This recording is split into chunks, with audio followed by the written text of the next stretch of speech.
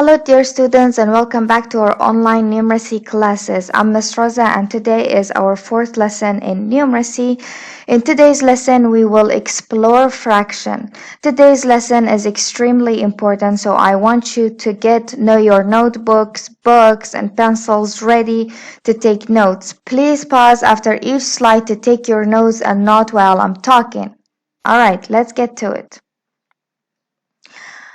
The title of today's lesson is Exploring Fractions. It is on page 84 in your books. The learning objective is for you to learn what are fractions and how to find equivalent fractions. The vocabulary in this lesson are numerator, denominator, and equivalent fractions. Okay, first of all, what is fraction? Fraction is a part of a whole or a part of a group. Fraction is a number that is a part of something. For example, if we have one whole pizza and we divided it in 2, 3, 4, 5 parts, that means each pizza is one of the 2 parts. And we call these parts halves because 2 halves here make up a full whole. If we have 2 ones out of 2, it means 2 out of 2. It means we have 2 parts out of 2 full parts, which equals to 1 and means we have 1 full pizza. What about if we have 3 parts of pizza? If we divided our parts into 3 parts, this means 1 out of 3 or 1/3 of the pizza, and this is 2/3 of the pizzas. What if we have all the parts together? It means 3/3 of the pizza, 3 out of 3, which equals the entire. So as we can see, we have the entire pizza here, so which equals 1, and it equals 1 full pizza. What if we divided our pizza into 4 parts? Here we have 1/4 or 1/4. When we divide something into 4 parts, we can call it a quarter as well. So here we have 1/4 of the pizza. We have 2/4 of the pizza, or 2 parts out of the 4 parts of the pizza. Here we have 3/4 or 3/4 of the pizza. And if we have all the parts together, it means we have 4/4. And 4/4 or 4 out of 4 entire pizzas, we can see, equals to 1, and we have one full pizza again. You might notice that 2/4 equals to 1/2. So if we divided this 1/2 right into 2 parts, we will get 2/4. Yeah, 2/4 equals to 1/2. Again, if we divide our pizza into 5 parts, we will have a fifth. This is 1/5 of the pizza, 1 part out of 5 full parts. 1 out of 5 parts. Here we have 2/5, 2 out of 5 parts, 3 out of 5 parts, and 4 out of 5 parts. And if we have all the parts together, it means we have 5 out of 5 parts, which means the entire pizza. So let's see, we divided our pizza into 4 parts and we took away 1 part. How many parts do we have in total? 4. Yeah, and how many we are seeing right now? How many we are talking about right now? 3. This number on the top right here is the numerator. The numerator is the top part of the fraction. It tells us how many parts do we currently have. And the number of the bottom here is denominator. Denominator is the bottom part of the fraction. It tells us how many parts the whole has been divided to. Alright, let me see if we can match the fractions for the shapes. Pause the video and solve the question. Welcome back to the video. Let's see the answers. We have 3 out of 4 or 3/4 right here, 4 parts and 4 parts or 4 shapes and only 3 is shaded. The 2 out of 3 is right here, 3 parts and only 2 shaded. We have the 4 out of 5, we have 5 shapes and 4 out of them are shaded, and we have 9 shapes and 5 out of them shaded. We only have this one to match, but we don't have the fraction. Let me see if you can make up the fraction. Pause the video and make the fraction for it. Welcome back to the video. Now let's see. Very good. We have 6 parts and only 2 is shaded. This brings us to talking about equivalent fractions. Let's see. If we have one part, if we have one part and we divided this part in 2 equal parts, we divide this whole in 2 equal parts, there we have 2 halves, because this is the half of this whole. As you can see, they are equal. This is half of it, so we have 2 halves. This is one part of 2 parts. And if we divide the same whole into 3 parts, then we have thirds. Each one of these thirds are one part of 3. As you can see, again, they are equal parts. What about if we divide this into 4 equal parts? Then we have fourths, and each one of these are one part of 4 parts. And then we divide the same whole right here into 5 parts, and we have fifth. You see, if you can see that the whole right here, 2 equal parts makes a whole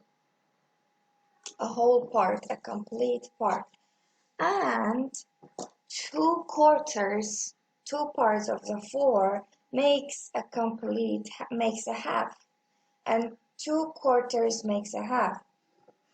So we can say 1/2 equals to 2 quarters, right? And we call these equivalent fractions because they are equal to each other.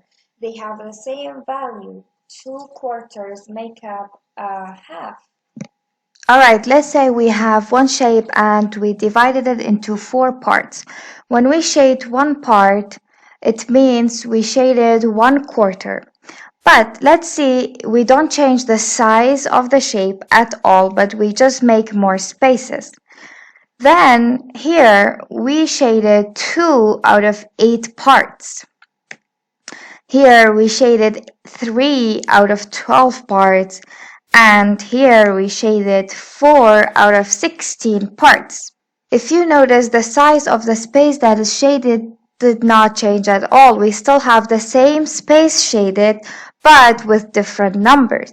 We call these numbers equivalent fractions of each other because 1 out of 4 has the same value, has the same size of 2 out of 8, and has the same size of 3 out of 12 and 4 out of 16. Again, if you look at this, we have 2 parts, 1 out of 2, and we shaded 1. And here we have 4 parts, but the same size, we shaded 2. 1 out of 2 here equals to 2 out of 4 because 2 out of 4 is exactly half of the shape. If you remember in the beginning of the lesson when we were talking about the pizza and when we cut the pizza to parts, we said that 2/4 or 2/4 is equal to 1/2 because if we cut this half of the pizza exactly to 2 parts, we will get 2/4. 2/4 or 2/4 was equal to 1/2, 1 out of 2. So again, equivalent fractions are those fractions that are the same size. Now, if we divided this one whole part to two parts, we have 2 halves. And then if we divided each of these halves to 2 parts again, we have quarters. Now, if we notice, the 2 quarters right here are exactly 1 half. And if we divided each one of these quarters into 2 parts again, we will have eighths. Again, we see that 4 eighths, 1, 2, 3, 4, is exactly 2 quarters, and it's exactly 1 half. Again, if we divided each one of these eighths into 2, we will get 16ths. Now, 1, 2, 3, 4, 5, 6, 7, 8. 8 out of 16 is equal to 1 half. These are all called equivalent fractions. So again, 1 half is equal to 2 quarters. And 2 quarters is equal to 4 eighths. And 4 eighths is equal to 8 out of 16. If we counted 1, 2, 3, 4, 5, 6, 7, 8, 8 part of the 16 parts we have here, it will be equal to a half. Let's look at another example of a fraction wall. We have again one whole part, and if we divide this one whole part into 5 parts, we get fifth, 1/5, 2/5, 3/5, and so on. And if we divided each part of this fifth into 2 parts, we will have 10 parts. Yeah, we see that a half of the one whole we have is right about here. If we counted the 10th up to the half, we will have 5 tenths. 1, 2, 3, 4, 5. Here we have 5 part out of the 10th part that is equal to half of the one we have here. Again, if we divided each of this 1/10 to 2, we will have 20 parts. And if we count it up until the half of the 20, we will have 10 parts. 1, 2, 3, 4, 5, 6, 7, 8, 9, 10. Here we have half. So 10 parts out of 20 parts is exactly half of the one, and it's equal to 5 parts out of 10 parts. Again, if we have 40 parts, let me see if you can guess how much of 40 parts is equal to half of the one we have. You guessed it, it's 20. If we count it up until the half of the whole we have here, from the 40 parts, we will have 20 parts. So 5 out of 10 is half of the one, and it's equal to 10 out of 20, and it's equal to 20 out of. Okay, let's look at an example we have. In this example, we need to find the numbers for the question marks right here. 1 out of 2, which we know by this number that we are talking about halves. 1 out of 2 always means half. So, what do you think 3 is half of which number? And what do you think is the half of 8? So 1 out of 2 equals to 3 is half of 6. So the number underneath is 6. The half of 8 is 4. Let's look at another example we have here. Again, we are talking about halves because we have 1 out of 2. Now 5 is half of which number? Yeah, which number? If we divided it into 2 parts, we get 2 5s each. You guessed it, it is 10. What is the half of 16? So we know that 5 is half of 10, but what about 16? 16, what is the half of 16 we have? It's 8. Yeah, 8 and 8 equals 16. If we divided 16 into 2 parts, we will get 8 from each side. But the problem is not all fractions will be easy, like just finding out halves. In this example, we have to find the equivalent fraction for 3 out of 4. we only have one clue, which is 12. We cannot just say what is half of 12 because this is not a half, and half of 12 will not be an accurate equivalent fraction. Let's find out what do we do to find the equivalent fractions for this type of examples. Now, we can find equivalent fractions only by multiplying or dividing. We cannot add or subtract. We can only use multiplication or division. Another point is whatever we are doing to the numerator, we should do it to the denominator, the number in the bottom. So if we are doing a multiplication for the numerator, we should do the same multiplication for the denominator. And if we are doing a division to the numerator, the number of the top, we should do the same to the denominator, the number in the bottom. We should remember that multiplication makes our number bigger and division makes our number smaller.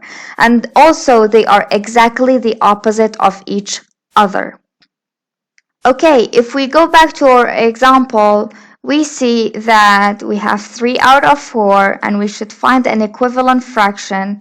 We already have a clue that we can use to find our equivalent fraction here.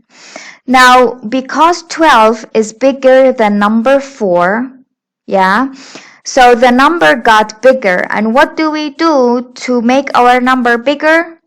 You guessed it, we multiply. So we are using multiplying for this one to find our equivalent fraction. Now, if we multiply 4 by which number, we get 12. To do this, we should go back to the multiples of 4. Yeah, timetable of 4. 4 times 1 is 4. 4 times 2 is 8. 4 times 3 is 12.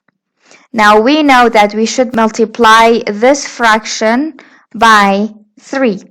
And we said that whatever we are doing to the number of the top, we should do to the number of the bottom. So we multiply the number of the top by 3 and we multiply the number in the bottom, the denominator, by 3 as well.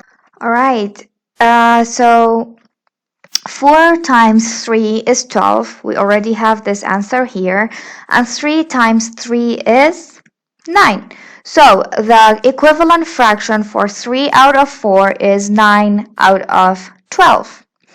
Let's look at another example. We have 2 out of 5 with 4 and we need to find out this number. Now, if we see that the number got bigger here, yeah, 4 is much bigger than 2. So again, what is the method we are using to make the number bigger? Multiplication. Very good. Now, 2 multiplied by which number becomes 4? You guessed it. 2. So we are multiplying top and the bottom by 2. 2 times 2 is 4 and 5 times 2 is 10. So the equivalent fraction for 2 out of 5 is 4 out of 10. Another example we have here, 8 out of 10 is the equivalent fraction for, we need to find out this number. Now we notice that 5 here is much smaller than 10. What method we are using to make our number smaller? Can you guess? You guessed right, dividing. So we need to divide both the numerator, the number of the top, and the denominator, the number in the bottom. But by what? What do we divide these numbers by? For that, we can use our clue right here. If we divide 10 by which number, we get 5. Let me see if you can guess it. The number is 2, so we need to divide 8 and 10 by 2. Now 10 divided by 2, we already have the answer for it, is 5. What about 8 divided by 2? It's 4. So the equivalent fraction for 8 out of 10 is 4 out of 5. Another example, we need to find out the equivalent fraction for this one, 4 out of 12. Now we notice we have 3 in the denominator. We notice that 3 is way smaller than 12. What is the method we are using to make the number smaller? Division. Very good. But what should we divide these number to? Yeah? If we divided 12 by which number we get 3? Let me see if you can guess. Hopefully you got the answer correct. It's 4. If we divide 4 by 12, we get 3. But what about if we divided 4 by 4? The answer is 1. Now, if you have problem with the multiplication and division, this is a video just to revise how do you find out the multiplication and division answers. 3 out of 6, we need to find the equivalent for it. We have a clue, which is 8. 8 is much bigger than 6. So, what method we are using? Multiplication.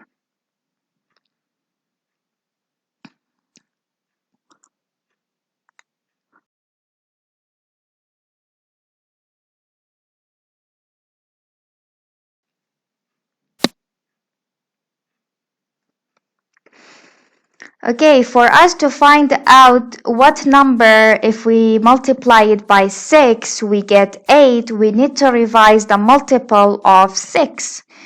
Now 6 times 1 is 6, 6 times 2 is 8. There we go, we have the number. Now we should multiply both the numerator, the number of the top, and the denominator, the number in the bottom, by 2. 3 times 2 and 6 times 2. 3 times 2 is 6 and 6 times 2 is 8. It's already written.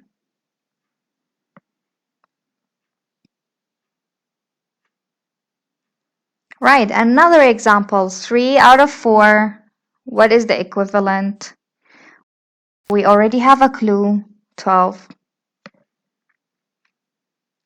Again, 12 is bigger, so we need to multiply. And to find out what should we multiply it with, we need to revise the multiples of 4.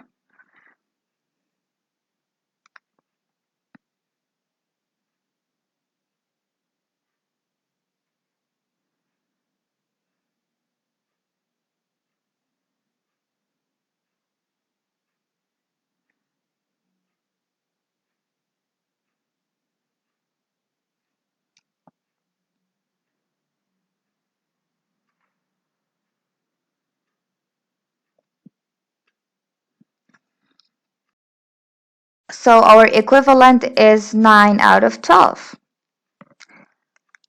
Let's have some examples for division.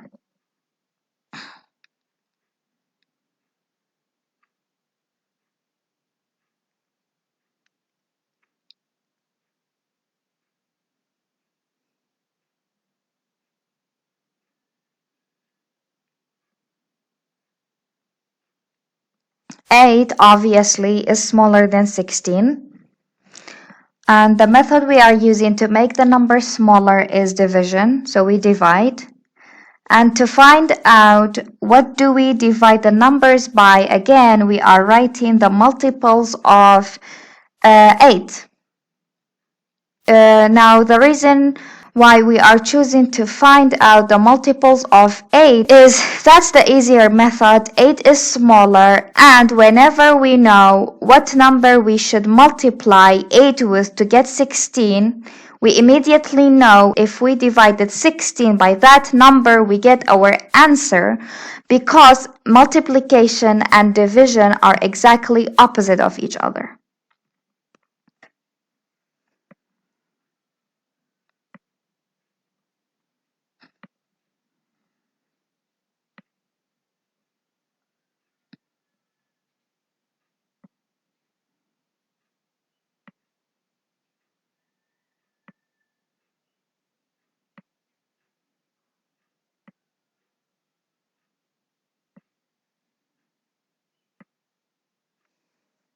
Alright guys, this is the end of our lesson today. I hope you got the material well. As I said before, this lesson is extremely important, so please try to watch the video more than once and take as many notes as you can. Again, if you have any questions, as always, please let me know in the comments as soon as possible, and I will try to help you all as soon as I can. That's it. Take care and see you next lesson.